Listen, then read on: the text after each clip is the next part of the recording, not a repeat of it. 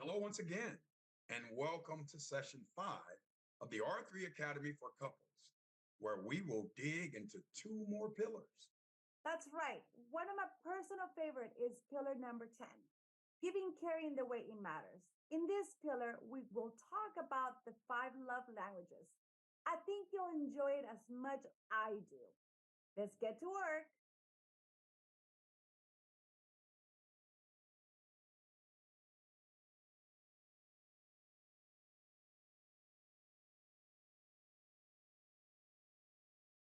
Welcome to session 5 of World-Class Relationships, Work and Home. My name is Alfonso. It will be my honor to be your instructor for this session. Before we begin, up to this point, we've reviewed 8 of the 16 pillars. We're halfway through the 16 pillars. If you remember, these are the 16 areas, right, or communication areas in your life that are vital and important for you to have that strong structure, right, to have a world-class relationship. And they're undergirded by the 3 conditions for growth from Carl Rogers, which are empathy, acceptance, and genuineness. So we're halfway there. You've learned so far 8 very important tools and communication tools that will help you in your path to have a world-class relationship with people in your life. Remember, this is not just about your spouse. Maybe you're taking this class with your spouse because you want to strengthen that bond, and that's great. But remember that life is about relationships. If you remember going back to the first session, we showed a chart, and it was you in the middle, self, and then it was everything around you, all the relationships you have with coworkers and clients and neighbors and your spouse and your children and social life, church life, etc. Life is about relationships. So whether we think about it or not that way, we have relationships with a lot of people. And if you can implement these skills that you're learning in those relationships, you're going to only strengthen those bonds in those relationships. So far we've gone through 8, and today we're going to review a couple of more in this session. So before we begin, please take out your workbook. As you know, we work on it every week. This is for you, for your benefit, for you to be able to refer back to it in the future. And just, it's a refresher as well to read back on some of these pillars that maybe you forgot, the basics of them. You can go back and refer to it as well. So get something to write with, maybe something to drink, and have your workbook open. And let's begin today's session 5 of World-Class Relationships, Work, and Home. Let's begin. We're going to begin today with pillar number 9, knowing when to surrender. I'm sure your partner has annoying behaviors, traits, or characteristics that seem unchangeable.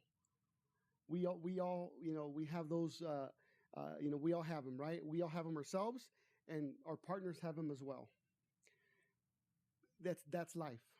So in this session, we're going to begin with this pillar, knowing when to surrender those, just to give up the hope of them changing.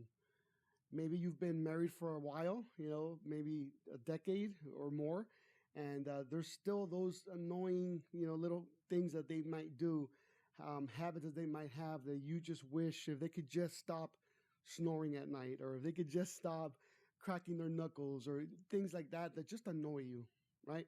And you just, the hope is that maybe one day, I've tried it all and I can't get them to change. So there comes a point where you just have to know when it's time to just give it up and to surrender. Remember, this goes to one of the 3 conditions for growth, being acceptance. We need to learn to accept each other for who they are. Just as they accept you for your habits that you don't think they're that annoying, right? Because when it's us doing them, they're not annoying. You don't think they are. But when it's somebody else doing them, right? When it's your coworker with the annoying habit, or your friend, or your partner, or even your children, then, it is annoying, right? And it bothers you. It's bothersome, even if they don't think it is. That's human nature. That's life. So today we're going to begin with knowing when to surrender. pillar number 9. Annoying mannerisms. We all have them. We all do. None of us are perfect. What do I mean by annoying mannerisms? Here's just a list of some of them. There's many, many more. Constantly clearing your throat. That. It can become, I mean, when you were dating, maybe it was, oh, look, how adorable, right? How cute. After 5 years, it's not cute anymore, right? That's an annoying mannerism. Speaking out too much, especially if you are an introvert and your spouse is the opposite, they're an extrovert. There's always that one person that you know. I have somebody in my family that's this way, that they speak out too much. They're always complaining, in the restaurants, something's wrong. It's too salty, it's too cold, the drink's not what I ordered. There's always something, right? And they speak out too much. They speak their mind, right? They're just saying, I'm just being myself, I'm speaking my mind, but it's an annoying habit from your point of view. Maybe not for them, right?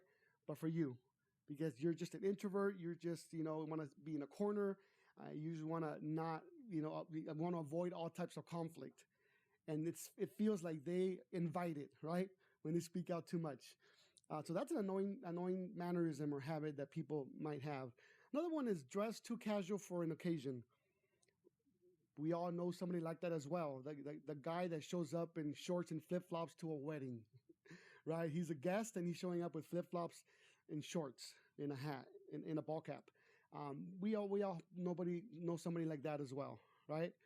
Or talking with food in mouth. It's just annoying things, right? That again, they're not the end of the world.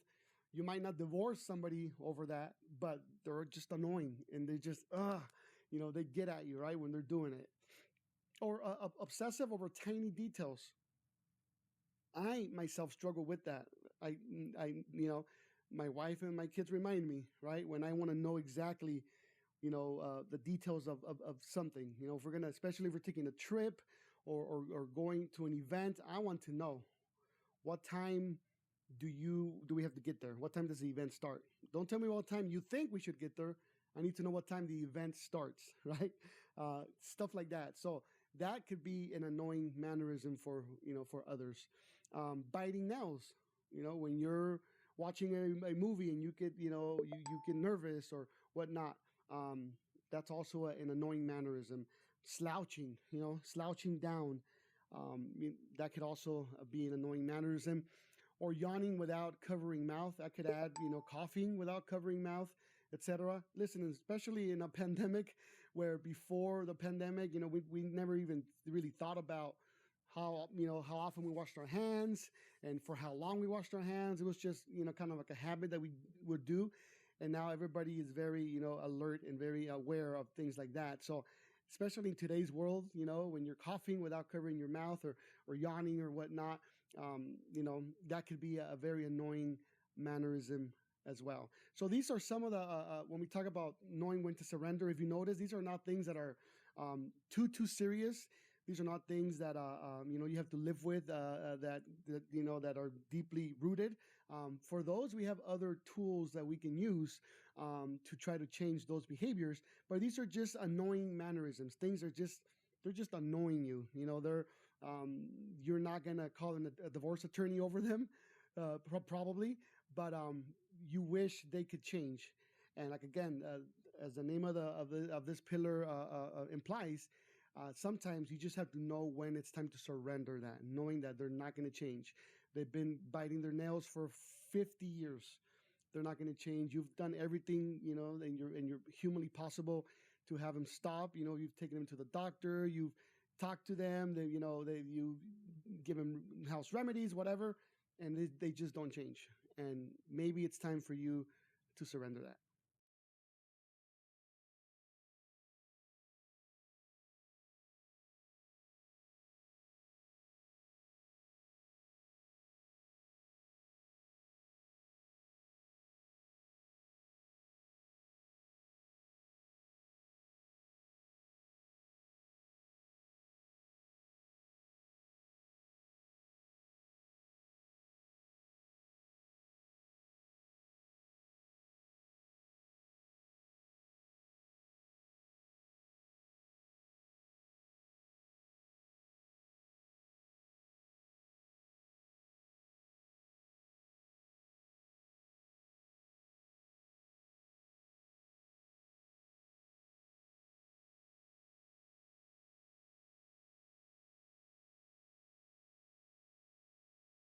So when do you know when to surrender?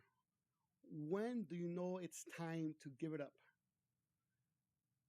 When the behavior seems to be part of your partner's being. No amount of discussion, self-disclosure, or problem solving changes them. And also, they don't impact your life in any tangible way, but they annoy you. Now, when we talk about a tangible, it means that it personally affects you. You have to take time to fix it, to pay for it, etc. Right? It personally affects you. And if it does not, if you make that analysis, and you know what, it annoys me when he bites his nails, but they're his nails, right? At the end of the day, I mean, he's messing up his own nails. It bothers me, but is it affecting me in a tangible way? No.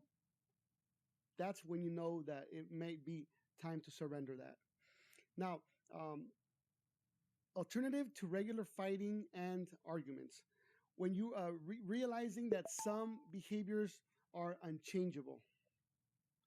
You have to, when you realize that, some of these behaviors doesn't matter, how many arguments you might have or how much you fight over it.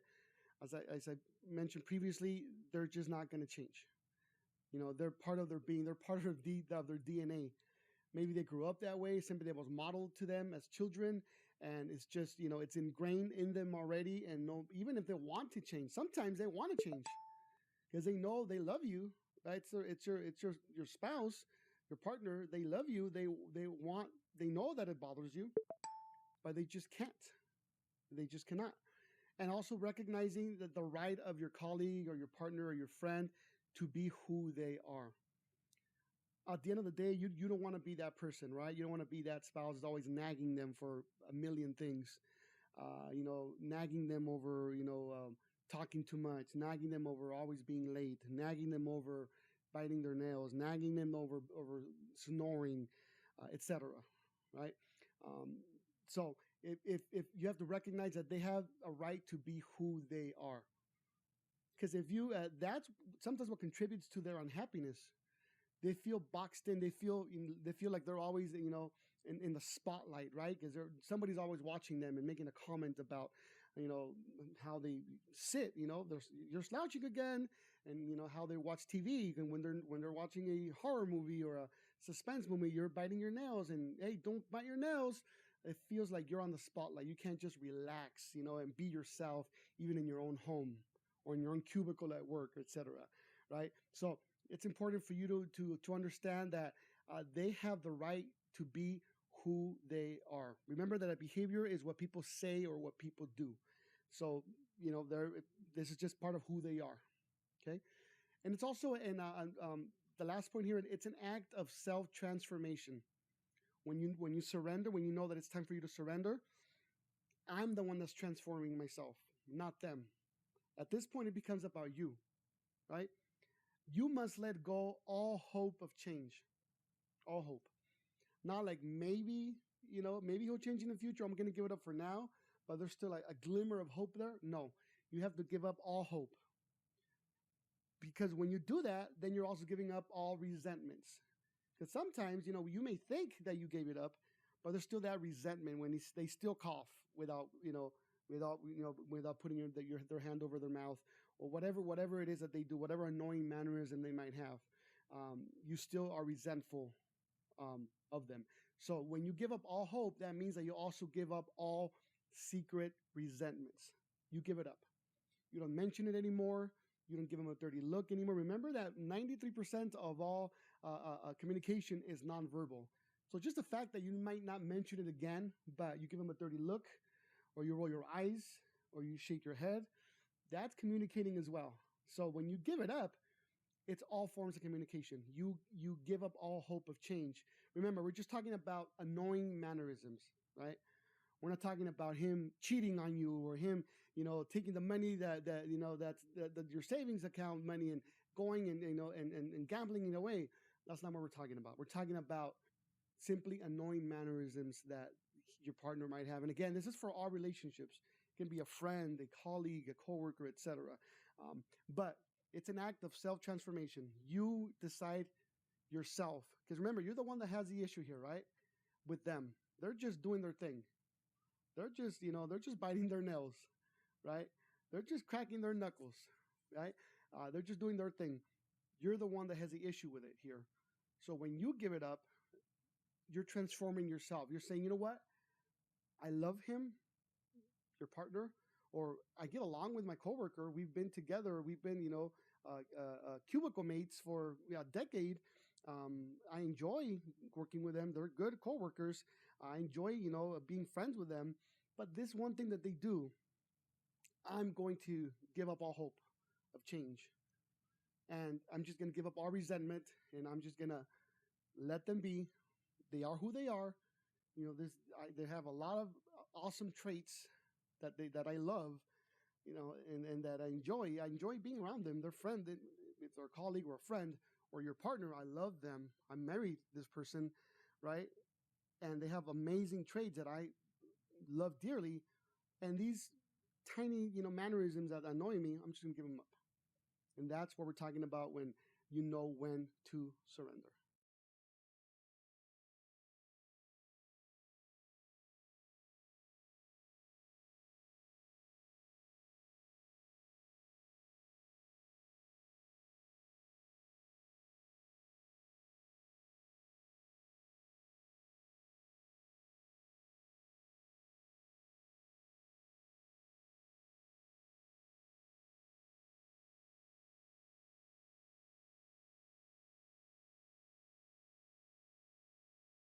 So at this point, we've talked about when you know when it's time to surrender.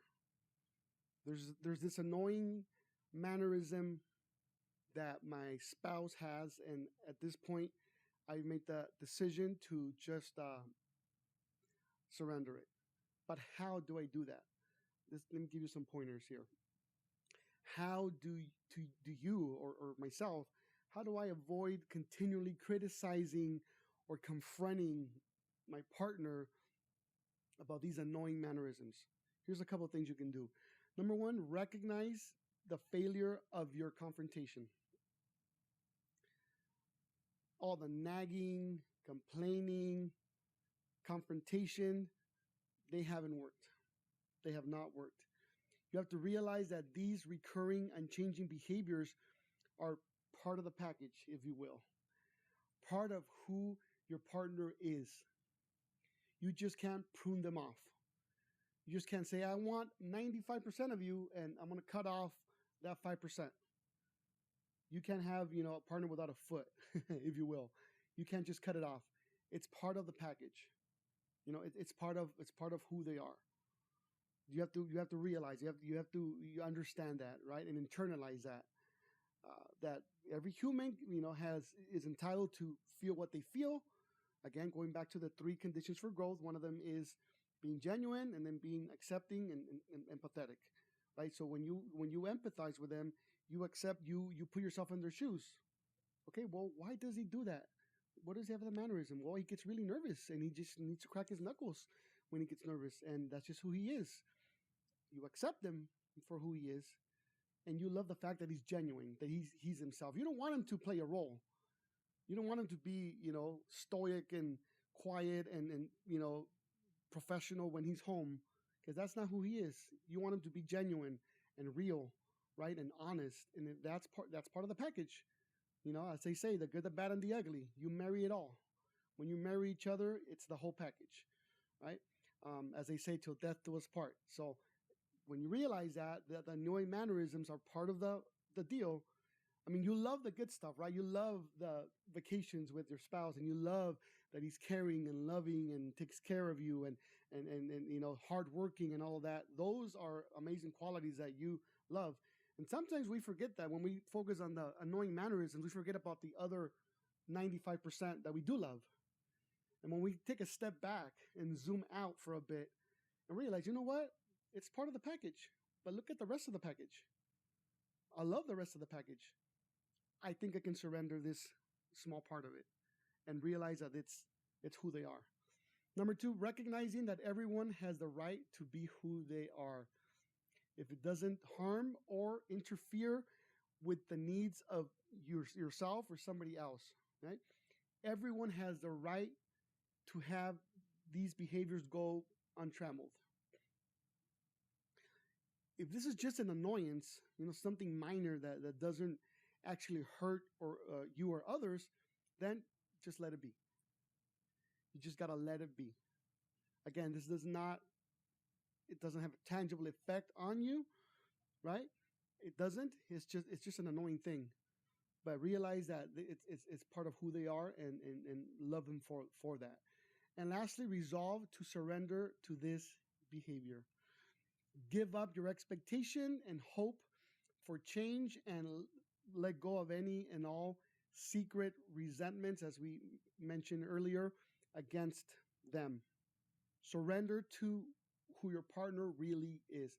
What does that mean in practice? You don't mention it to your family. You don't embarrass them in front of others when you supposedly already surrendered it. You don't mention it at all. You give it up. No dirty looks, no eye rolls. You've surrendered it. And there's no resentment there because I gave it up. I surrendered it. Now, to assist in this process of surrendering, we're going to next second, we're going to do an exercise to bring some of those behaviors to mind.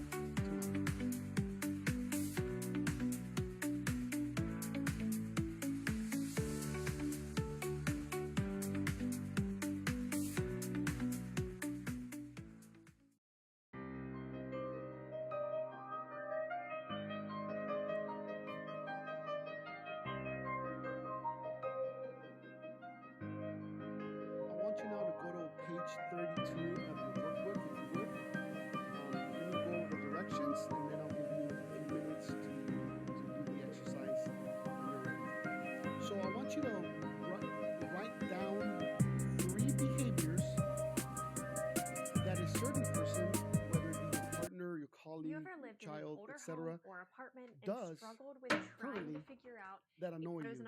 It's really hard Something to update you have lighting without complained redoing to any them of your electrical. about.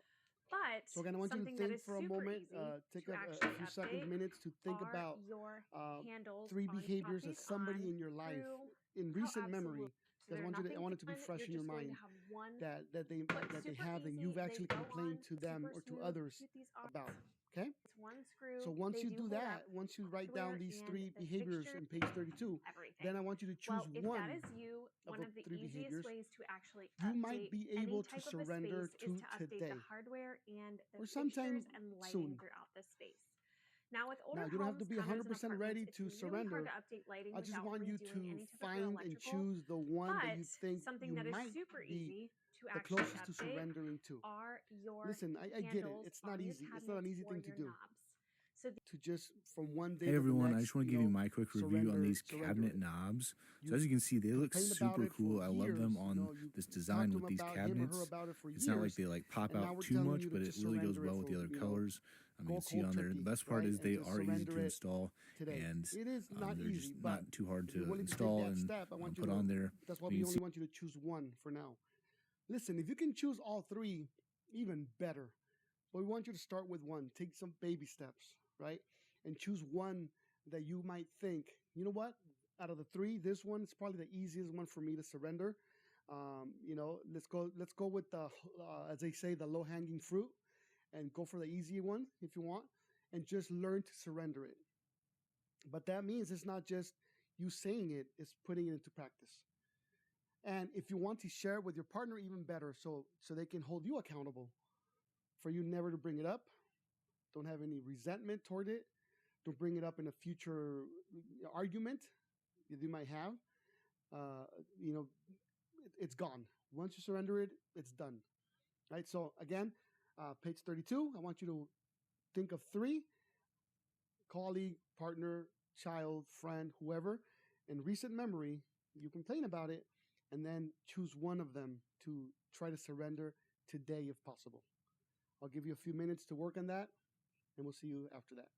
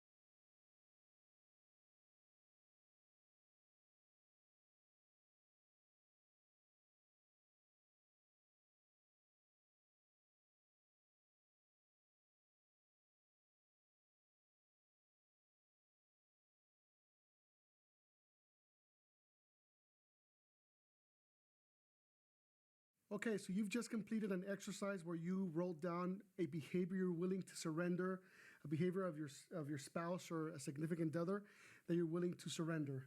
So now I want you to get close to your partner. I want you to face each other, and I want you to share with him the behavior you're willing to or are close to being able to surrender.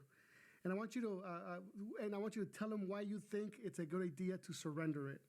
And also, if you are not close yet, how close you are to surrendering this behavior.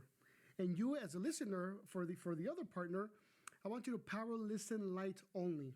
Okay, remember, power listening light. It's very simple. You are going to be attentive.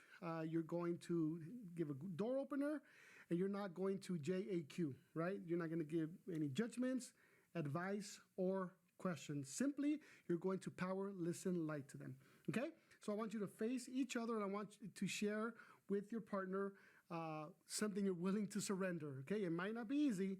We know sometimes these behaviors, they can be annoying, and maybe you've dealt with it for many years, but now you've decided that you either are willing to or are close to surrendering this behavior.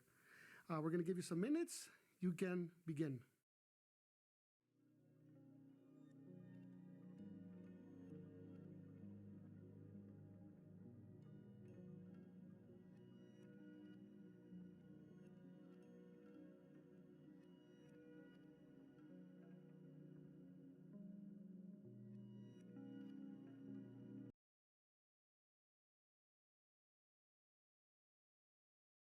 So now let's recap this pillar, knowing when to surrender.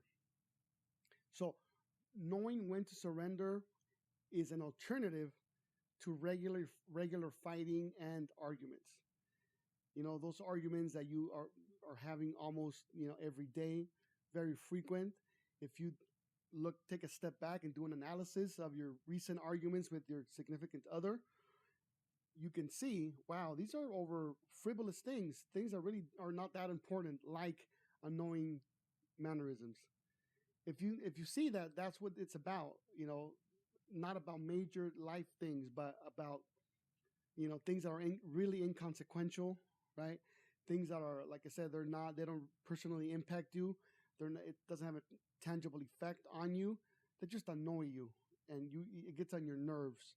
And you bring it up constantly, and there's always a fight there, right? So this when you surrender, it's an alternative to just regular infighting and arguments. And when you start the argument, this may start the argument, but then it ends up, it moves in different directions, and then you start talking about other more serious things that do have consequences, that are more consequential, and it's just a cycle, right? So if you want to break that cycle, one way to do it is to just surrender that, so that won't be, so you won't even begin these type of arguments.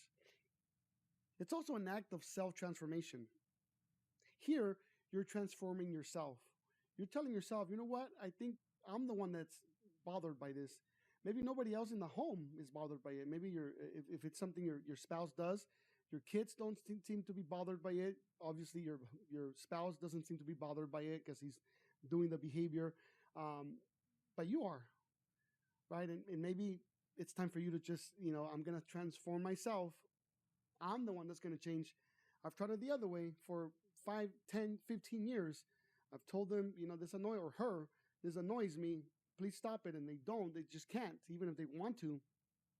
Maybe let's try this. I'm going to transform myself, and I'm going to surrender it, and then don't bring it up again, and let it go. So here's some helpful realizations when you surrender it. Some behaviors are unchangeable. Now, again, when we talk about behaviors, we always focus on somebody else's behaviors. But you yourself, I have some behaviors, that are unchangeable, that we don't think of them consciously because we're doing them, right? Because we're not annoyed by what we do ourselves. But others may be annoyed by it. So when you realize that it's a two-way street, just like they have some mannerisms, behaviors that are unchangeable, so do I. And they may bother them as well. So if we can, again, give each other empathy, acceptance, and genuineness, that will go a long way to help you have a world-class relationship. And this is part of that. Just understanding some behaviors are unchangeable. There's nothing we can do about them. They're part of their DNA of who they are, how they were raised, what was modeled to them, and you're never going to change them. Also, if it doesn't cause any harm, your colleague or your partner, your friend, your child has the right to be who they are. They have a right to be who they are. Whatever it is, whatever annoying mannerism it is. From shouting at the TV when they're watching, there's some people that, they shout at the TV when they're watching a ball game, and you get annoyed by it because they're loud and aggressive and they're screaming and maybe shouting, obscenities, and that's who they are. They get overly emotional, right? Or, it could be a million things. Like I said, people that share too much, that are always in your business, that know, that always want to overshare, right? We all have those people that we know them, we love them. And if that's an annoying mannerism, maybe it's time for you to surrender it. So that is a recap of knowing when to surrender. If you can integrate this along with the other pillars, and all put together, you're going to have this amazing structure undergirded by empathy, acceptance, and genuineness. And that's going to help you towards your path of having a world-class relationship.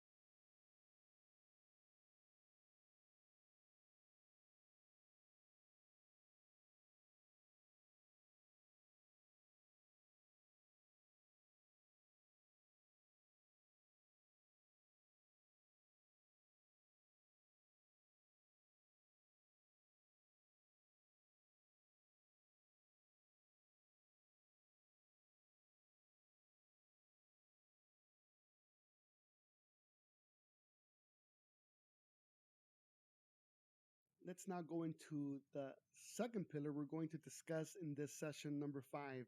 And it's pillar number 10, giving, caring the way it matters. Or we can also call it the 5 love languages. Now, let me ask you a question. How do you feel loved?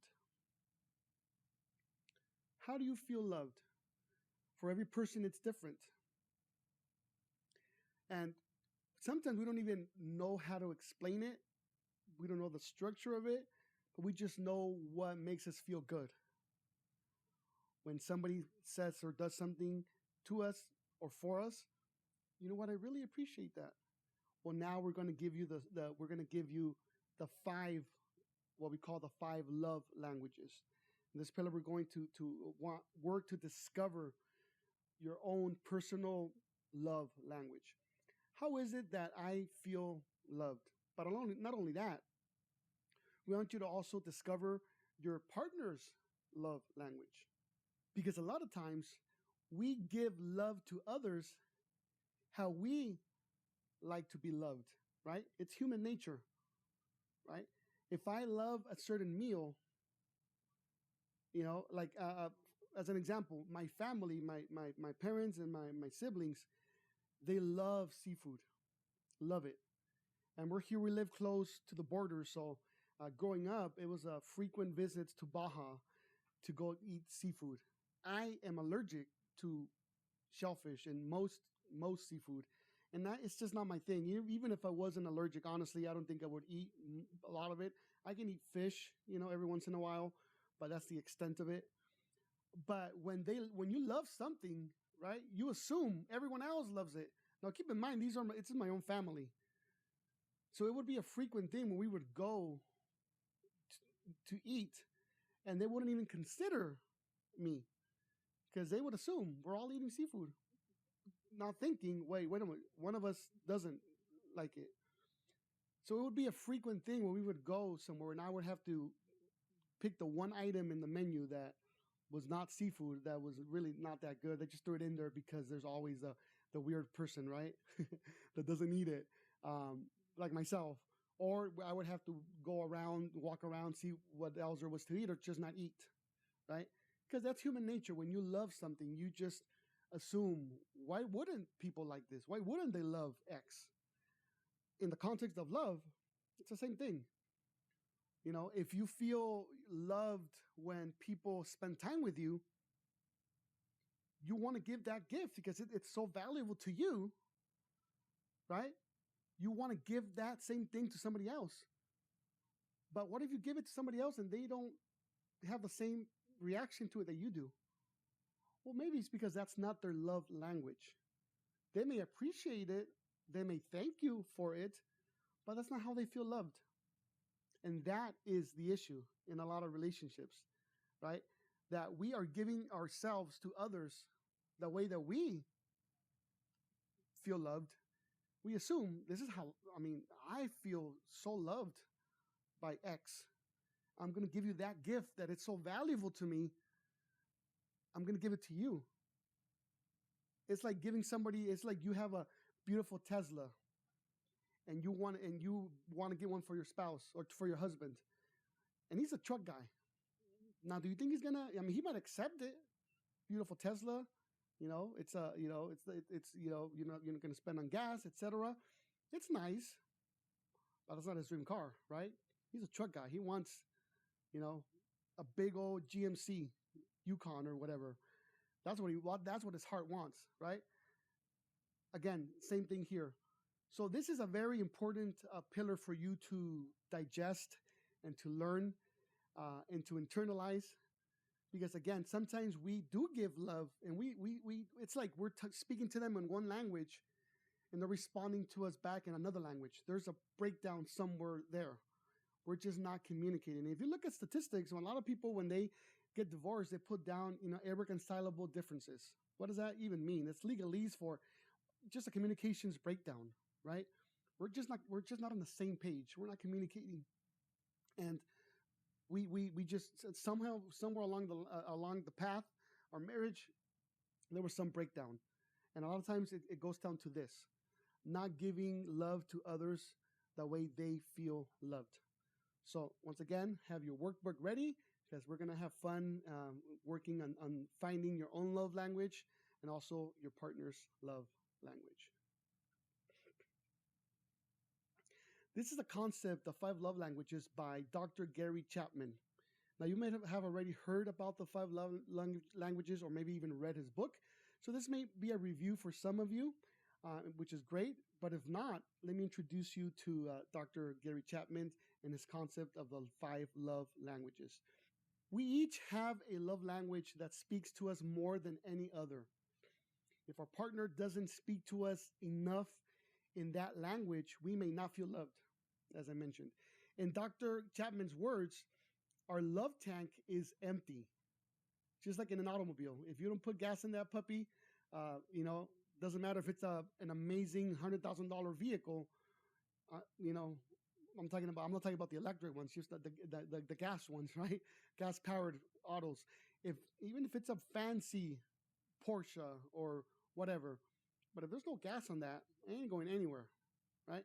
And there's a lot of relationships with people walking around with empty love tanks.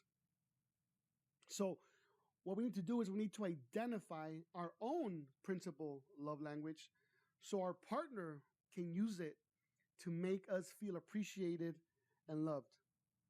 So again, the first step is to identify your own love language. Because sometimes we're not even sure ourselves. How exactly do I feel loved? One day it may be one way and the next day it's another way. Well, now we're going to try to narrow it down. One of the 5, and we're going to try to narrow it down to which one is your primary love language. There are 5. So we're going to spend a little bit of time here in this slide to go over the 5. The first one is what Dr. Chapman calls words of affirmation. You can kill or give life to your partner. It all depends on how you speak. So what does this mean when we talk about words of affirmation? For some people, speaking words to them, affirming them, is how they feel loved. Things like verbal compliments, motivational words, saying kind and sweet words to each other. When you're giving a gift to someone whose language is words of affirmation, you can have a chance to be creative. Things like a simple thank you, my love, doesn't cost you much, does it? And you're filling their love tank. Okay? Write him a poem. Write him a handwritten letter. Those are going out of style now, right? Everybody now has, their devices and whatnot. Write him a nice letter, just a note, right? That's going to go a long way. Just sending him or her a quick "I love you" text message. I still can't believe that I'm married to you, etc. Or if it's a friend, something nice to a friend as well. You send him or her their favorite song. That's words of affirmation. Again, this is the first one. These are this is pretty easy, right? It just takes you to all it takes from you is to tell your partner some nice words. And in some cultures, that's hard. Growing up, as an example, with my dad was not very talkative. Very few "I love yous," very few. I know he loves me. I knew he loved me because he showed his love in a different way. And that's actually another one, the love languages that we'll mention. And in some cultures, right, especially in my own, speaking for myself, there's, like I mentioned, there's that machismo culture in Latin America, in Mexico, and other places in Latin America, where the man is hardworking and he's the one that goes and protects the family and provides for the family. But there's really no affection there. The emotional part of it is not there. That's for the wife to take care of, right? They kind of, divvy up the work, if you will. And the dad is the one that just provides. He's a provider. I'm going to put a roof over your head, food on the table, shoes, you got to have shoes and clothing. And that's about it. there's very few words of affirmation. Thankfully, that's kind of, this way that's kind of gone away for the most part, and now it's better, right? As a father myself, even if it's not my children's love language or my spouse's love language, it's still important, right? To give them affirming words, to build up their self-esteem, right? You are a wonderful person. You are strong. You are caring. You are wise. You are so talented. You're so nice. Just affirming them, in their own self-esteem. There's a lot of kids around that they're dealing with, with depression and anxiety and just low self-esteem. Because there's nobody around to just tell them you're loved, just how you are. I appreciate you. Just something as simple as and I love you, right? So that's words of affirmation.